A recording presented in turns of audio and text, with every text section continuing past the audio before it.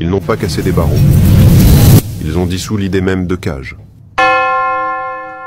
Aujourd'hui, on parle de 3 hommes sans armes, sans alliés, sans bruit, qui, en 1962, ont réussi ce que personne n'aurait dû même tenter, s'évader d'Alcatraz. Nous sommes à San Francisco en juin. L'été n'est pas encore là. Mais le vent, lui, mord les pierres. Alcatraz, c'est une forteresse posée sur l'eau, un bloc de béton battu par les courants. 22 ans que personne n'en est sorti vivant. Frank Morris, 35 ans. Le cerveau. Intelligent, discret. Plusieurs évasions à son actif. Pas un voyou, un stratège. Avec lui, John et Clarence Anglin.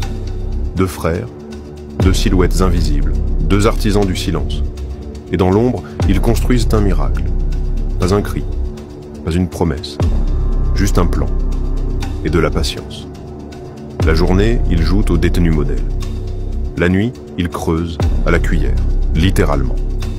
Ils attaquent la grille d'aération derrière leur évier, centimètre par centimètre. Le ciment s'effrite.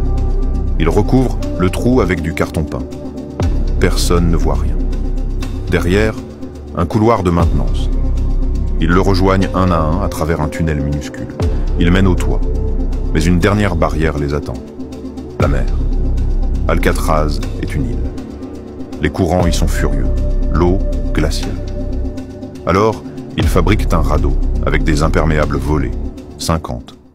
Gonflés à la bouche, cousus main, scellés avec de la colle d'atelier. Pour tromper les gardes, ils vont plus loin. Ils sculptent des têtes, un papier mâché, cheveux humains volés à l'infirmerie, peints, modelés, posés sur leurs oreillers. Et le 11 juin 1962, tout est prêt. À 21h30, extinction des feux. Les gardiens passent. 3 silhouettes dorment. Rien ne bouge. Mais les cellules sont vides. Ils rampent dans les couloirs, montent sur le toit, glissent le long des gouttières. À 23h, ils mettent leur radeau à l'eau, et puis, silence. Le lendemain matin, l'alerte est donnée. La panique monte. Des hélicoptères, des plongeurs, des barrages. Mais aucun corps, aucune trace, rien, sauf un sac et un gilet de sauvetage abandonné sur une rive. Et là, Alcatraz devient une légende. Pas parce qu'ils sont partis, mais parce qu'on ne les a jamais retrouvés. Ont-ils coulé? Ont-ils survécu? Officiellement, disparus. Officieusement, tout le monde doute. Des années plus tard, une lettre apparaît. Je suis Frank Morris et je suis vivant. Des photos floues, des témoignages déformés. Un appel venu du Brésil, des rumeurs d'Amérique du Sud, et puis plus rien. Le FBI enquête jusqu'en 1979, puis ferme le dossier, sans aveu, sans preuve, juste un vide.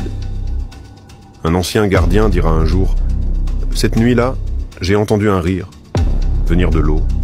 Je ne sais pas si c'était vrai. Mais depuis, je n'ai plus jamais regardé la baie comme avant. » Et là, imagine la scène. Une cellule vide. 3 têtes factices figées dans le silence. Et le vent qui cogne contre les murs. Pas de mots, pas d'adieu, juste l'absence. Alors, que retenir de cette histoire? Qu'il suffit de quelques cuillères pour fissurer ce qu'on croyait inviolable? Qu'un bon plan peut faire trembler une institution entière? Ou que même les prisons les plus solides ne retiennent pas ceux qui ont décidé de s'effacer? Moi, je t'ai pas raconté une évasion. Je t'ai montré un effacement. Et peut-être le plus grand braquage d'identité de l'histoire.